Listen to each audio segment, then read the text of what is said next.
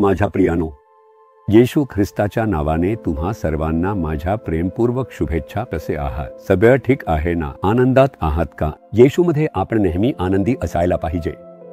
दुःख, चिंता, त्रास या गोष्टी जगातल्या जीवनात येतात, पण त्यावर मात करायला हवे.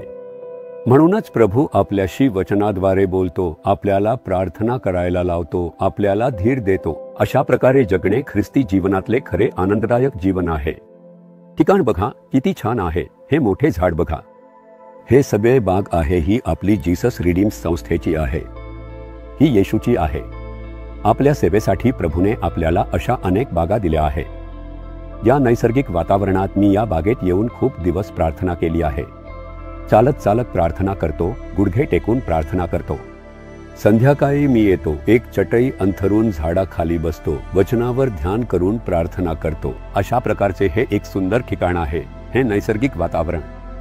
जाऊन प्रार्थना करणे मनाला खूप शांतता देते. येशू ख्रिस्त पाहिलेत का? डोंगरावर चढून प्रार्थना केली, असेच गथसेमनीच्या बागेत जाऊन प्रार्थना केली आपण पाहतो. तुमच्याकडे अशी संधी असेल तर घराबाहेर पडा. मुलींना कदाचित जाता येणार नाही, पण मुले तरी जाऊ शकतात ना. तिथे जाऊन प्रार्थना करून बघा, नक्कीच तुम्हाला फरक जाणवेल. ठीक आहे, सगळ्यात महत्त्वाची गोष्ट माहीत आहे का? उद्या आपला बेदारी महोत्सव सुरू होतोय. बेदारी महोत्सवाचे तुम्ही जाहिरातीत पाहिले असाल. त्या बेदारी महोत्सवात तुम्हाला जीवनात ज्या गोष्टीत अडचणी आहे त्या गोष्टीत चमत्कार घडवण्यासाठी एक मोठा महोत्सव आहे. शांती महोत्सव, आरोग्य देणारा महोत्सव, मुक्तीचा महोत्सव, आशीर्वाद महोत्सव, मुलांसाठीचा महोत्सव, युवकांसाठीचा महोत्सव, हे सगळे पाहिले असाल. तुम्ही या महोत्सवात सहभागी व्हा आणि आशीर्वादित व्हा. प्रत्येक महोत्सवात येशू चमत्कार करणार आहे असे वचन दिले आहे. आम्ही खूप उत्साहाने प्रार्थना करून तुमच्यासाठी तयारी करत आहोत. आम्ही उपवास करून अनेक दिवसांपासून प्रार्थना करत आहोत. तुम्हीही या आणि आशीर्वाद घ्या. एक दिवस किंवा 2 दिवस थांबून सुद्धा तुम्ही त्या महोत्सवात सहभागी होऊन मग जाऊ शकता. सगळे दिवस राहणे आवश्यक नाही. त्या ठराविक वेळेला येऊन तुम्ही सहभागी होऊन आशीर्वाद घेऊन जाऊ शकता. हे तुमच्या सोयीवर आहे. आज प्रभू आपल्याला काय संदेश देतो याची उत्सुकतेने वाट पाहत आहात. स्तोत्र संहिता 40 वचन 17. एका भक्ताचे एक सुंदर प्रार्थना लिहिलेली आहे. तुम्ही आणि मी सुद्धा ही प्रार्थना करायला हवी. ती प्रार्थना काय आहे? देवा, माझा सहाय्यकारी व माझा मुक्तिदाता तू आहेस. प्रभू, तुम्ही माझ्यासाठी आधार आहात आणि तुम्हीच मला मुक्त करणारे आहात. तुम्हाला एक आधार हवा आहे. तुम्हाला पवित्र जीवन जगायला, यशस्वी जीवन जगायचे आहे. तुम्ही जे काही करत आहात ते यशस्वी व्हावे असे वाटत असेल. एक मदत करणारा प्रभू तुझ्यासाठी आधार असतील. मी तुझा आधार आहे.